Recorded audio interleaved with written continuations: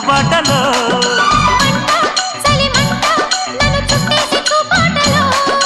గంట అరగంట సరిపోవంత ముద్దాటలో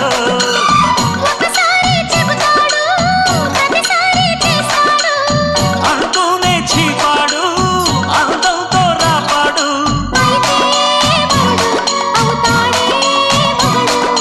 అసలే రతివి అవుతావే సతివి ఘుంఘుమాయించు కొంచెం లవ్లగాయించు లంచం మన్మధించింది మంత్రం మంచం